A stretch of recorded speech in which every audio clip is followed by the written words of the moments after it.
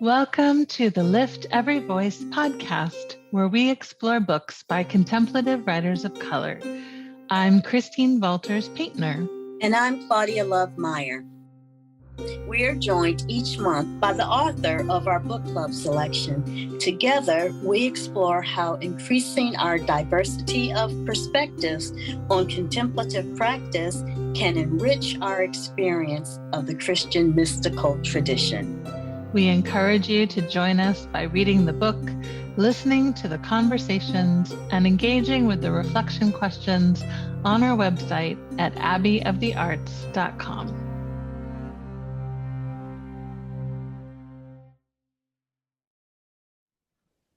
Welcome, everyone, to our Lift Every Voice book club, and I am delighted to be back again, this time, as always, with Claudia Love Mair, my wonderful co-host, and we welcome today the Reverend Lydia Sohn, who is a senior pastor at the Walnut United Methodist Church in Walnut, California. Lydia is the daughter of immigrants, a parent of 2 children, and a writer and speaker on contemplative spirituality, and has her own Substack called Let's Start Here. And she wrote this beautiful book, Here, a spirituality of staying in a culture of leaving.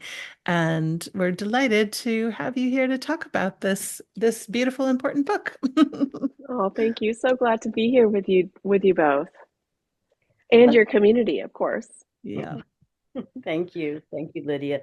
I am going to kick us off with a question that I ask all of our guests. Could you please share your spiritual journey and how it brought you to write this very inspired book? Sure. Yes. So I grew up as a Christian, a several generation Christian. My dad was a Christian, and his grandparents were, I think, his great uncle was a pastor. My mom was a Buddhist, but then she converted to Christianity pretty soon after they started dating. It was just the thing to do for Koreans ever since, the Western colonization of South Korea, like Christianity just like came in. And so most Koreans, not most, but a huge percentage of Koreans became Christian during a certain era, and that continued on. And most, I can say, statistically, of Korean immigrants in the United States are Christian as well. So I grew up in the church ever since we, landed here in this new land of the United States. And Korean American churches tend to be more evangelical and conservative. So I never grew up like seeing female ministers, just very strict theology and ways of thinking. The spirituality was really rich, though, and the community was so supportive, because we're like all immigrants. It was like my life. I was never lonely because we always had the church. They always hosted like after school events for children and summer programs and things like that. And I did notice, though, amongst my peers that I was like extra interested in all the spiritual questions. Like most people went to church for cultural reasons. And of course, it nourished their spirituality. But I was like extra interested, in all the big questions like, what are we doing here on earth? And is God real? And what does that feel like? And what kind of signs does God give me every day to let me know that God is with me? And what can I do when I need God's help? Like things like that. So it made sense that I went on to college and studied it more in the secular liberal arts setting. I went to the Claremont colleges, for those of you who know Claremont.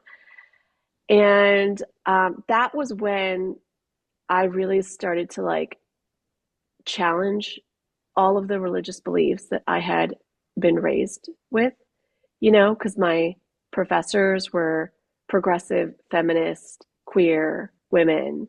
And I was like, whoa, you were just like breaking every single boundary that I was raised with. Like, this is not appropriate, all the things, criticizing like the Apostle Paul for his, sexism, just so many things. And like my mind was just blown up. My heart and my faith was shattered. Um, which is such an important part, I think, of the faith journey, right? Like questioning Mhm. everything that we have been raised with and then steadily rebuilding it back up. And it was mysticism, particularly the Taizé contemplative community, that healed my spirituality and put it back together again and Mm. helped me to find my own way and find a faith that felt so purely authentic and true to me. Now, when I look back, like I don't have any kind of like resentment towards my evangelical upbringing. Like I'm actually really grateful for it. I have some friends who like kind of bash their fundamentalist upbringing. And there's like none of that. And anything there's like gratitude, like all the mentors, the pastors, they loved me so much and they helped me have the faith that I have today. So it was a big part of my journey. But my faith just looks very different than the one that I was initially given. Yeah. Yeah. That makes Yeah. sense. And how did you come to write this book? Yes. Oh, yes. So that's the other question you asked. So because I'm an immigrant, I grew up always hearing from my parents and around me to like go anywhere, even if it means leaving your family and your country, to do anything that you wanted to do, which was a really exciting way to grow up, with like the possibilities being endless. My Yeah. parents modeled that. They like left their family and their community behind to pursue the American dream and they achieved it, right? So, like, for me, that was always just something that I did, which meant that anytime a relationship got hard or a job got difficult, I just like got up and bolted because that is what you do to find something better. And it wasn't until just after seminary that a student, I was working at an Episcopal seminary, and one of the Episcopalian students introduced me to the vow of stability within the Benedictine tradition, of staying and commitment and growing where you're planted, blooming where you're planted. And that just like blew my mind. And it it just I started practicing it and following it step by step, and then I ended up writing a whole book about it because it transformed every aspect of my life. Mm. That's so beautiful. Just to run it back a little bit, as you began to, integrate, and deconstruct your faith and Yeah. integrate ability, even in your deconstruction process, I find for me, not only did I change and stop thinking so much about the hurt that I experienced, Mm, charismatic mm, evangelical background. I became deeply respected as being um, the Black church tradition and taking it yes. when Black people were enslaved Yeah. and kind of reintegrating practices that ancestors would have, Yeah. spiritual my ancestors would have had. Do you feel like you have, like Thomas Merton, maybe, kind of integrated some Buddhist Oh spirituality? yeah. Oh yeah, sure. Yes. And there's like the Korean Christian strain is also very charismatic.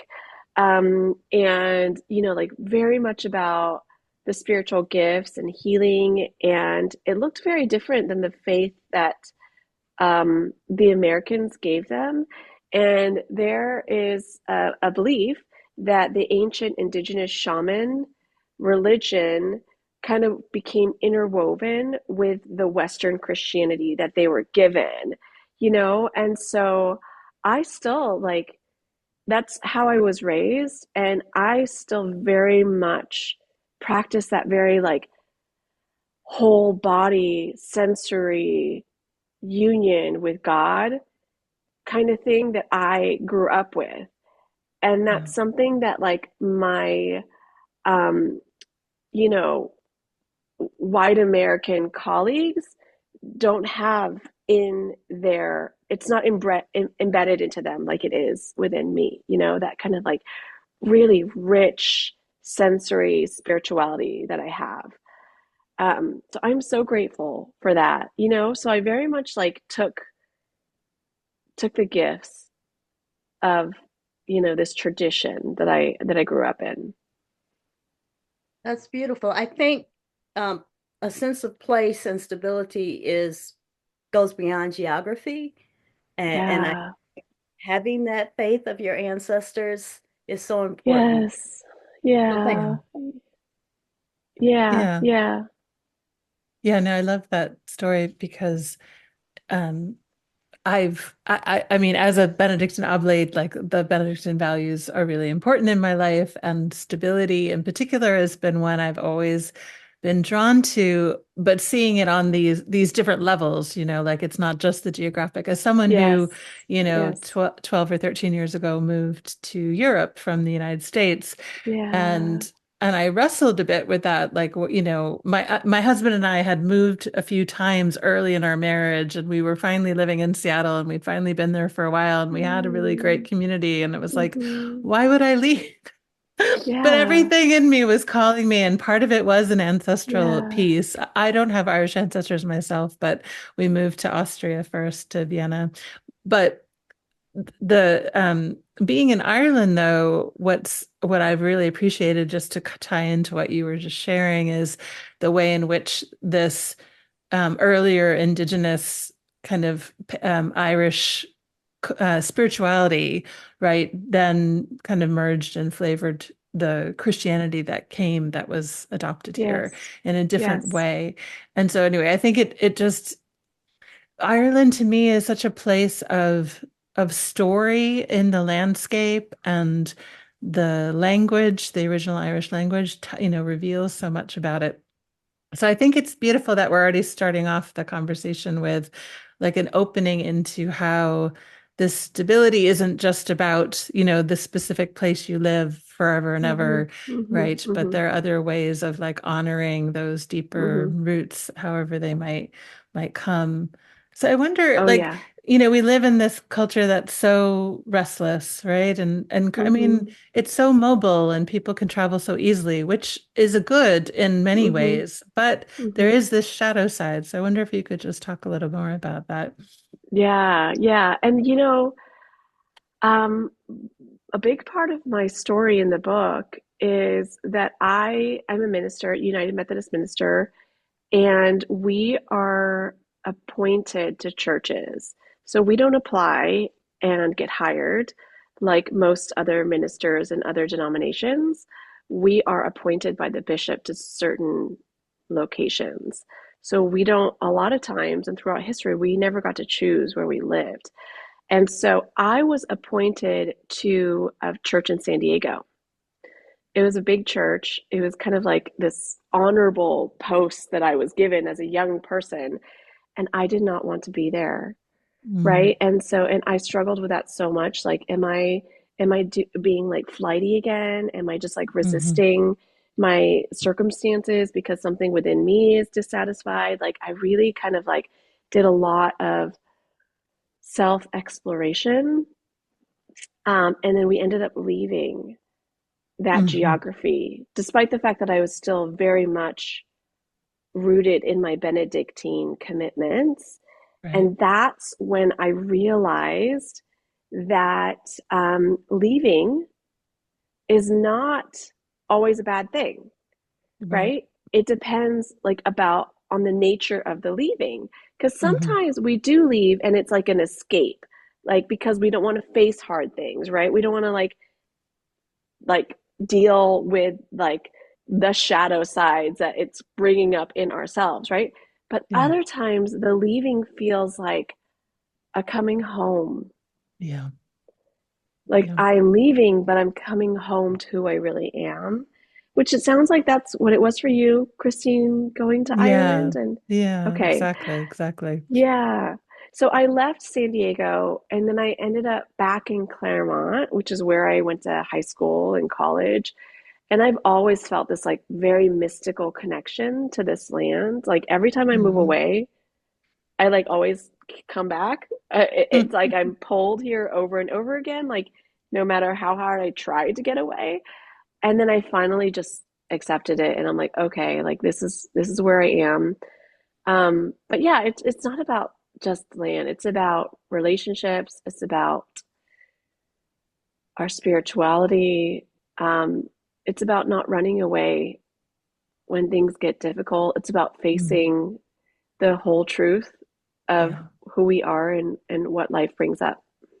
Yeah.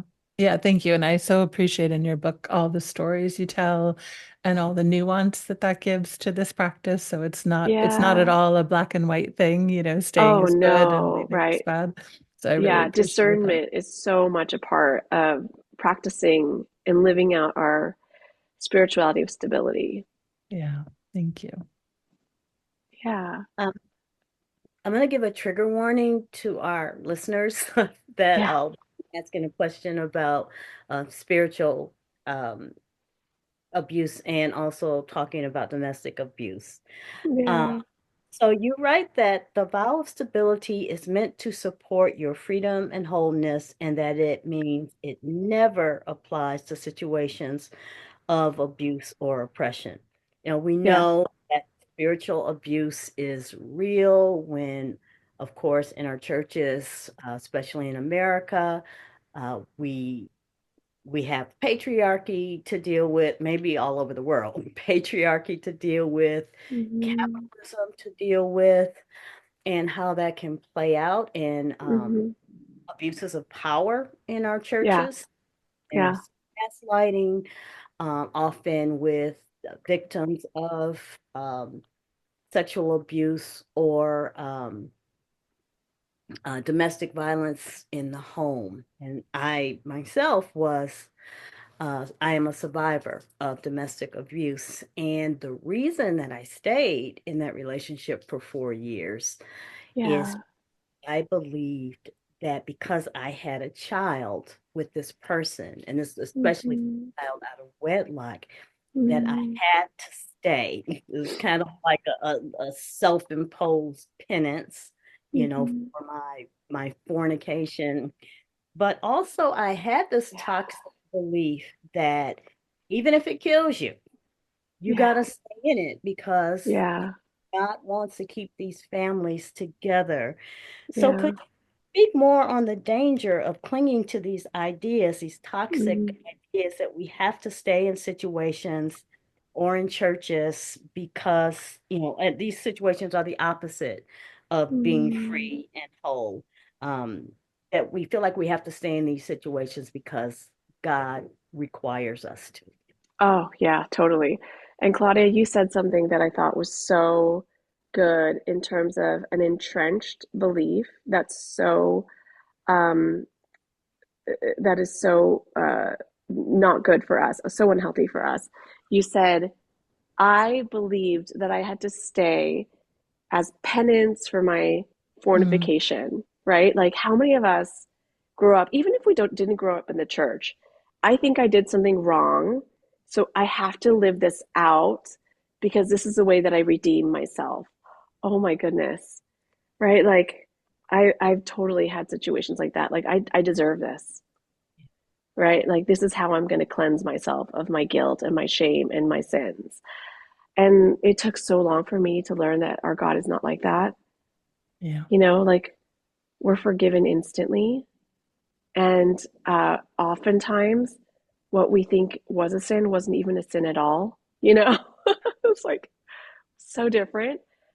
But okay, so I think here's how I'll describe it. I just recently started gardening. We bought our first house in Claremont, which is very exciting. I never gardened before, but now I have this little plot of land to call my own. It's so exciting, and I'm learning about what to plant and how it grows and things like that. And I've noticed that some plants, like my lavender, I put a gorgeous pot of lavender next to our door, because I wanted that fragrance when people walked in, but it was not doing well. And it was like strategically placed because I wanted the purple against like the little eggshell wall and things like that. But it wasn't doing well because like the shading wasn't right. And lavender, I learned, because of course I'm a novice gardener, they need like full sunlight all the time, and the soil needs to be like completely, uh, like it can't be wet, right? It has to dry out before it gets water again. So I had to move the location, and thank God it wasn't dead, and now it's like flourishing.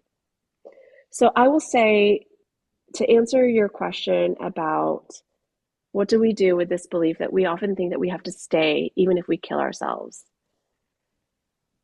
Are you set up for flourishing? Right? Because if you're not, and we can often tell, right? Because you know how Jesus said, like, you can judge the health of a tree by its fruit. Mm. If you're not flourishing, then that's a pretty good indication that you need different soil, right? Like, Yeah. if you're not set up for flourishing. Now, I will say, I think in my generation, the instinct is to move quicker. Like we don't actually do a self analysis of like thinking, no, it's actually something I can do to set myself up for flourishing. So I Yeah. think in my generation, our instinct is to bolt quicker than we need to. And what happens is that we move from terrain to terrain, from land to land, and we're thinking, oh, I'm not flourishing here. I'm not flourishing here. I'm just like, I just need to go here, right? And we never Yeah. flourish. Because if you uproot a plant too many times, they never get a chance to blossom. Yeah. So those are just some things to think about, right? Like, so we can't be uprooted too many times because that doesn't give us a chance to grow deep roots and blossom. But if you're in a situation where you're not sure if it's right for you, it's a question to reflect upon. Like, is your environment set up for flourishing? Um, or is it just something in myself that I need to deal with? Yeah, that's so important. Thank you. Yeah, Yeah. yeah, I love that. Yeah, it makes me think of just all the ways that we want to run away. And like I'm someone who really doesn't like conflict, you know. But I think about like the yeah. most stable thing in my life has been marriage. So I've been married for 31 years now. And we've moved many different places, but the marriage itself has been that place of practicing that stability because, Mm-hmm. I've obviously had to learn so much about engaging with a different human being who has very different needs and ways of seeing the world at times. And Yeah, um, so I wonder if you could say a little bit about, you know, can there be good that comes from staying and like working through that conflict?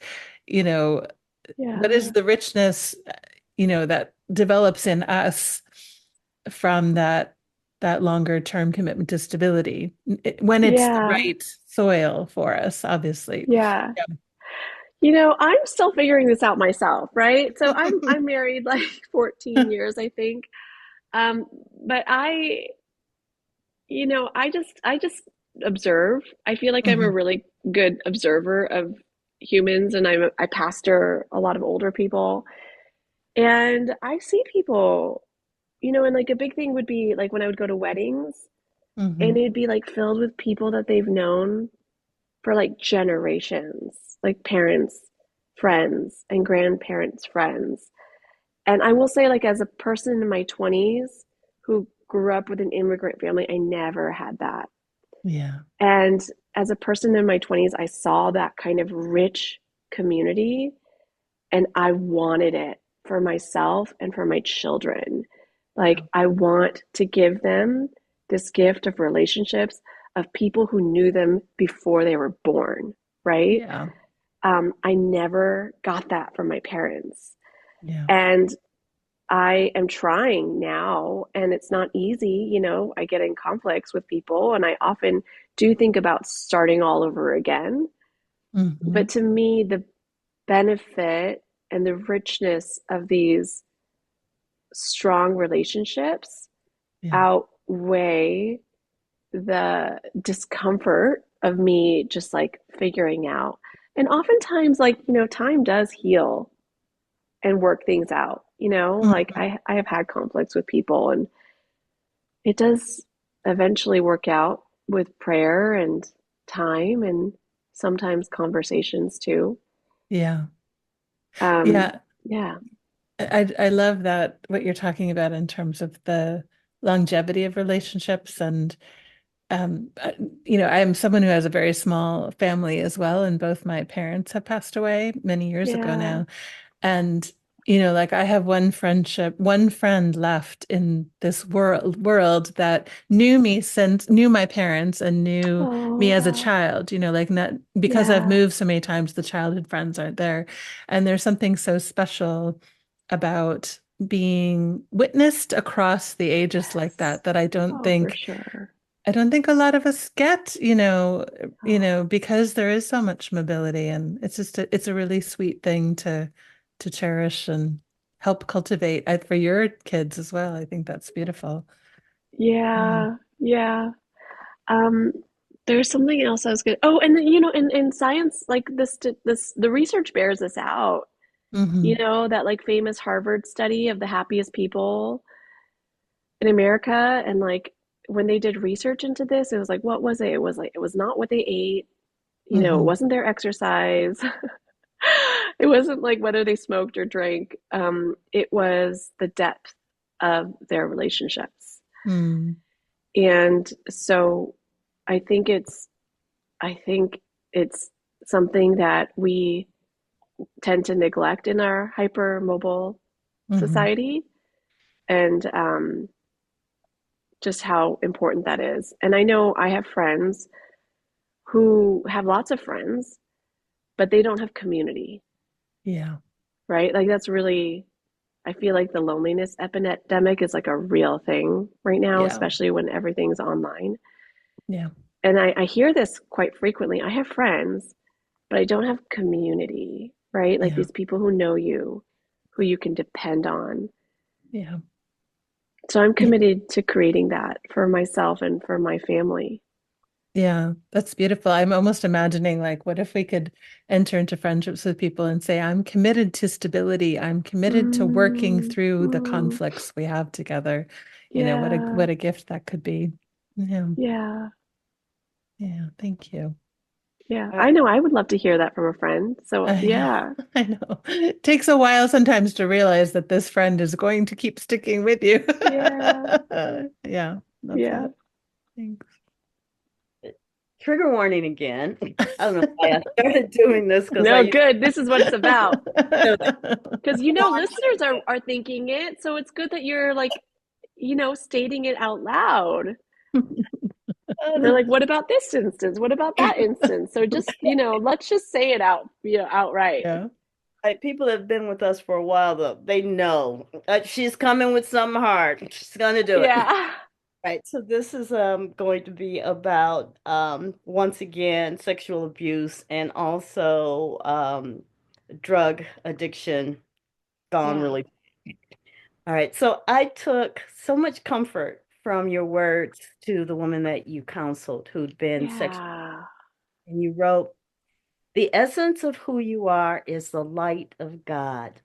So Hmm. when I lost my son, the one that I talked about, the one who actually remained with um, his abusive father Yeah. till he was 14 years old. I didn't get him back till he was 14. I think he was deeply wounded Yeah. by the, not so much physical, but maybe emotional abuse that he suffered. And after he died of a drug overdose, to remember that he is pure light and even pure love, if you will, Yes. which I Yes. stated at his memorial service that he had gone to a Yes. place where he Yeah. was no longer suffering and he had Yeah. become. Um, I keep that before me when I miss him the most. Hmm. Wondering Hmm. if you could speak more on this godlight that is the Hmm. essence of who we are, and why it's important to just hold fast to that knowledge. Mhm, mhm. Yeah. We move from light to light, right? And there are certainly times in our lives, there's definitely times throughout history and even now when our bodies are abused. And um, that is not a light thing. It is something that we need to address and always make sure that we are honoring people's bodies as much as possible. And at the same time, our worth is never diminished when our bodies are hurt. And that is something I would hear from people who were sexually abused, that they are trash, they are used goods, damaged goods, right? That there's this belief that they're less valuable because their bodies are abused. So first, let's just like bring that to the surface and acknowledge that that is a lie and that we are pure light, indestructible light, and that nothing anybody says to us and nothing that anybody does to us, and even death, can never take away that infinite light within us, that shines and then continues to shine after our bodies decompose, right? Mm. Um, and your son is still with you, right? Yeah, you know that. Yeah. Yeah. And And then so we many, join. Yeah. And then we join the chorus of lights after our time on earth is over. We never get to decide or like know when that will be, but we all know it's coming. Yeah. that touches me on other levels too, because both Christina and I have chronic pain conditions, Yeah. and ableism, even our own, uh, Yeah. that, sometimes that we are less than because we don't have the abilities that maybe some of our peers have. Like, I see women who are 61 like me, and some of them are, 41, practically speaking. Some of them are worse off. But, when I can't do the things that I think I should be able to do, I could get Yeah. myself. So to remember Yeah. than this body, yeah, it's so Yeah. helpful. Yeah. Yeah. Our world really idolizes young bodies, doesn't it? Yeah, I'm it really starting does. to feel that too as I get into my middle age and noticing the change. Our world idolizes young bodies, and our world idolizes money and Mhm. power, possessions, all these things that, are kind of like gone in an instant, Right. Yeah. wither like grass in a day. Up Yeah, today, gone tomorrow. I Yep. actually, from Claudia Love's pondering there, I'm thinking about how does stability, how does it help us, become more present to our bodies, Mm, especially in the times when our bodies are in yeah, pain, or the times, like I want to leave my body. There are often times I don't, I have an intimate relationship with my body, but there are so many times when it's like it's hard to be in that body yeah, and there's no yeah, leaving it. So I just wonder if you had any thoughts on that, on that vow of stability in terms of relationship to our bodies. yeah. Well, there's this great quote by the happiness expert Gretchen Rubin, and I Mm. love it. She says, because she wrote a book about the five senses, Hmm. and she says, we are spiritual beings, but we experience the world through our bodies. Hmm. So we are light, we come from light, we are light after we die. And in this like middle place, we like end up being housed in this flesh and these bones that where we have these senses, or we can smell and see and touch and hear, and that's how we experience the world. Um, and so I'm not like a Gnostic, where we're just like get cut off from our bodies and just like focus on spirituality and not feed ourselves or something like that. Because I love good meals, I love massages, and I love like sensory Mm-hmm. experiences. I love sex, Um, Mm-hmm. so yeah, I think it's like a channel to experience and receive the grace of God too, and then knowing its limitations, Mm-hmm. that it gets hurt, Yeah. it gets old, it gets sick, and then at the same time the light of God within us is indestructible. Yeah. Yeah, that's really beautiful. I feel like there's this potency here that I hadn't really thought about explicitly before. So I'm appreciating this conversation on a lot of Mm, levels mm, on just how that vow of stability keeps us, yeah, committed to ourselves on this other level. yeah, Like I've thought about it in yeah, other terms, but anyway, thank you for that, Lydia. yeah, yeah, Yeah. yeah. And claiming like how we were made too, like I didn't get Yeah. to choose that I was born a Korean Hmm.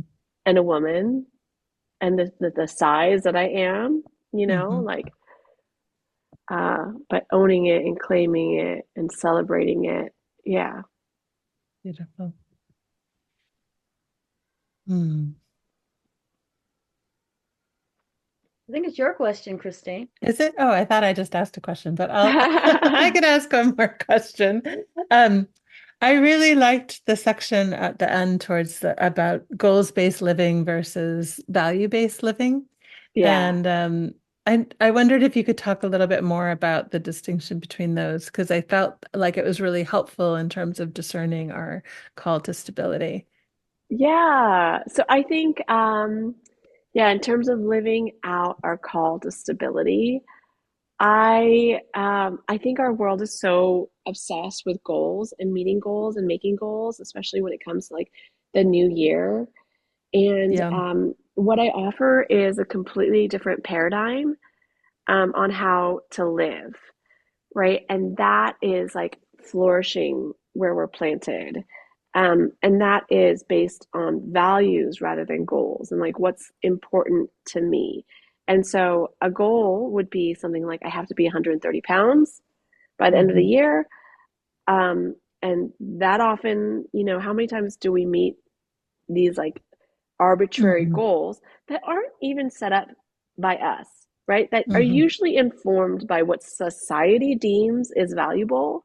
Yeah. And so, like, what's really important to you, right? So, health is important to me, right? Like, waking Hmm. up and feeling strong is important to me, right? So, like, these things that are like hard to measure, but are actually better guidelines and arrows Hmm. for flourishing and Yeah. becoming the best version of ourselves. And Yeah. so, especially as we wrap up, this year and start the new year, it's something for all of us to ask, like, is it really about the health? Is it really about like a size 6, right? Like, what's the deeper longing behind what you want? And Hmm. usually, the deeper longing behind what we want can be practiced right now, Yeah. Yeah.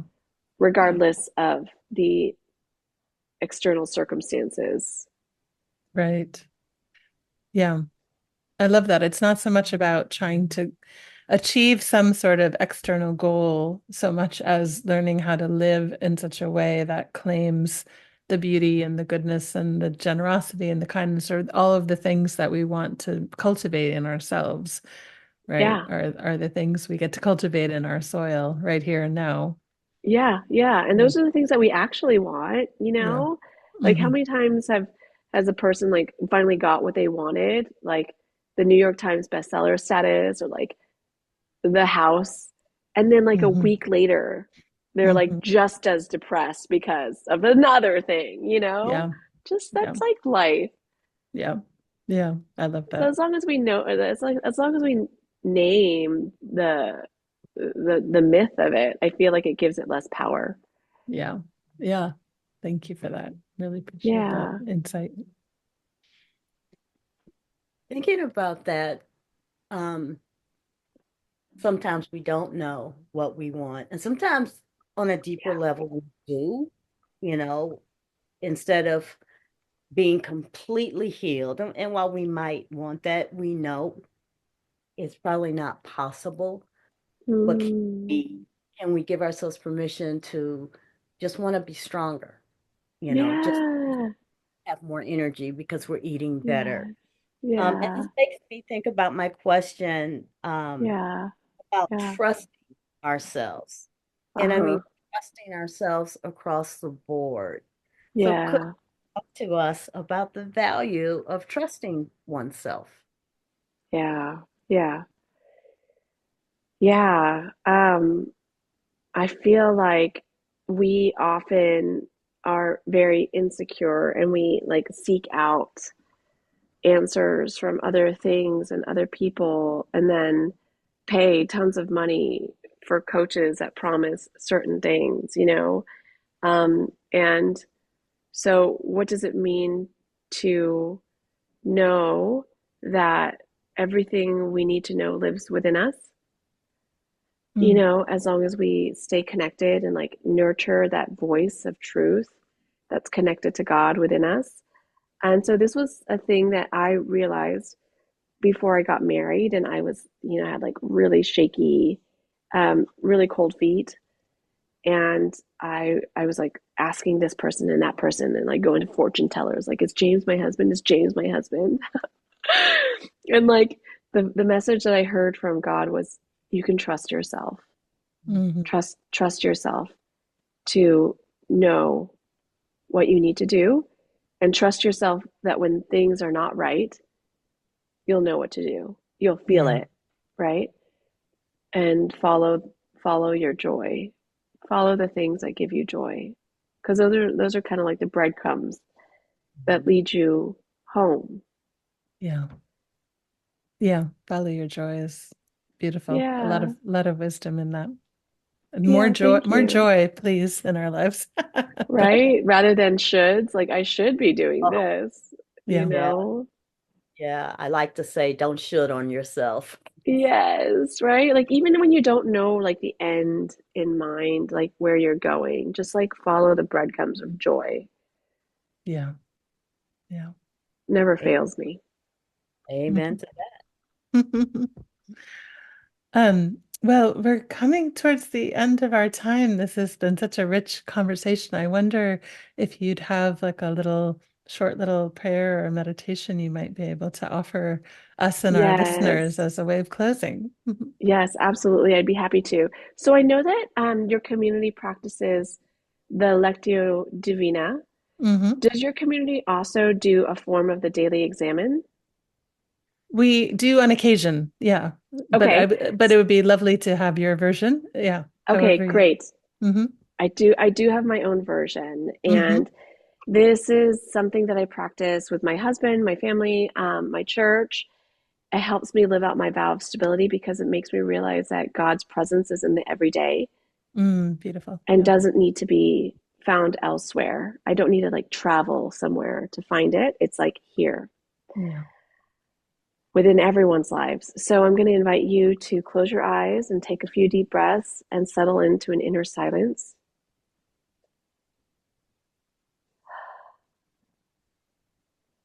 And whatever we were doing before, whatever we're doing afterwards, let us set aside for the holiness of this moment where God is present to us and with us.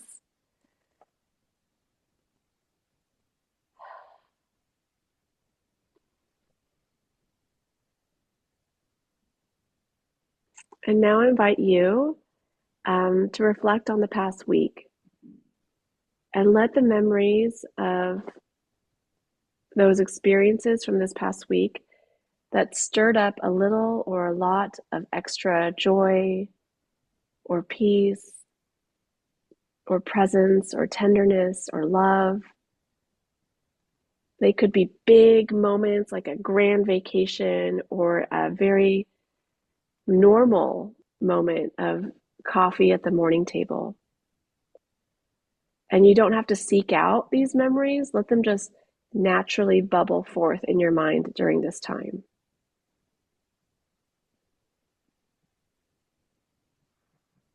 Any moment of a lot or a little extra joy or peace or presence or love.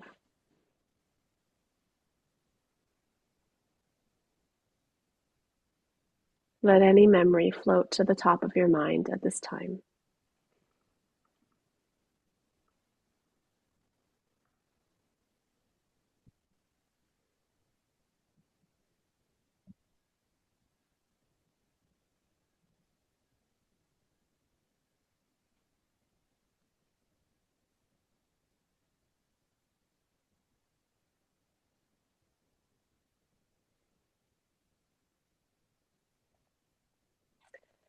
And just choose one of those at random.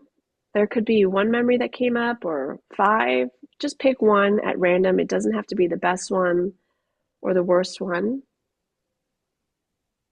Just pick one of them.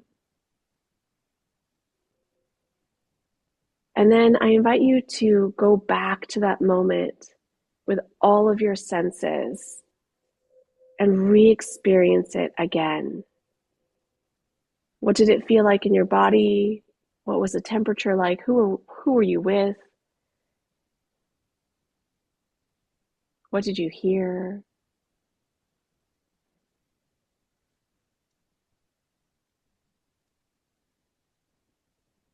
And how was God, how was Spirit present to you in that moment?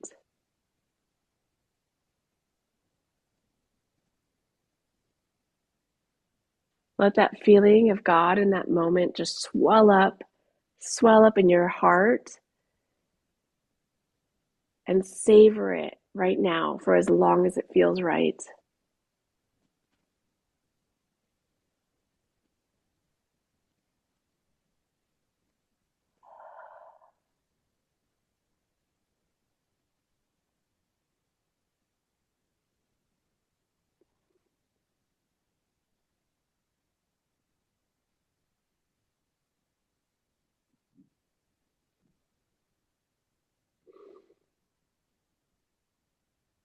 And we can end this little meditation by whispering a small thank you to God for the ways that God is always present in our lives.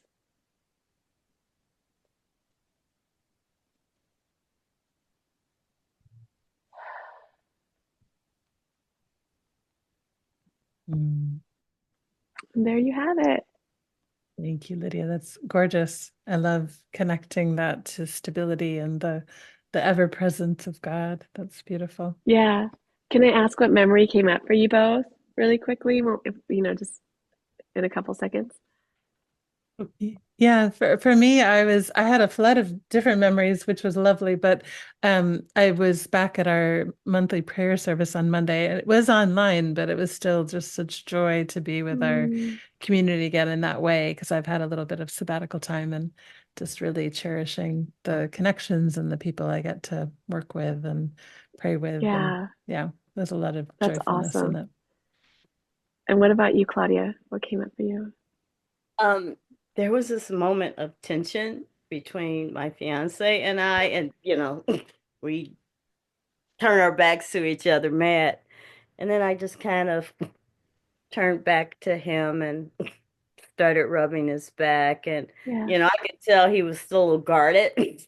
And then he turned back to me and we just started holding each other. In Mm. that moment, there was this return of peace yeah, and love and joy and remembering that we were each other's person, and yeah, no matter what, we don't stay angry at each other. And that's where the remembrance that God is always with us, and yeah, where there's love and peace and joy, there is God. Those are the fruits of the Spirit. So that is my moment. yeah. When I lead this practice, God gives us two gifts. It's the first gift of the experience itself, and the second gift is the message that we get upon reflecting on it. Oh, yeah. Beautiful. So for you, Claudia, it might be, hey, conflicts are natural in relationships. You Yeah. guys work it out, right? And for you, Christine, maybe it's like you weren't sure coming back after a sabbatical, but these community times can still be joyful and restful for you, right? Even as you Mhm. end sabbatical. Whatever it is, it's like the two gifts is the first experience and then the message we receive from God as we reflect on that experience. That's beautiful. Thank you, Lydia. Yeah, you're And welcome. and thank you for this beautiful book here, A Spirituality of Staying in a Culture of Leaving. Highly recommend it. I know we have a lot of Benedictine fans in our community, so I think this will be a really rich read. So thank you again, Lydia, for being with us. You're welcome. Thank you guys for your amazing questions and conversation. I loved our time together. Thank you for having me. To We loved it as well.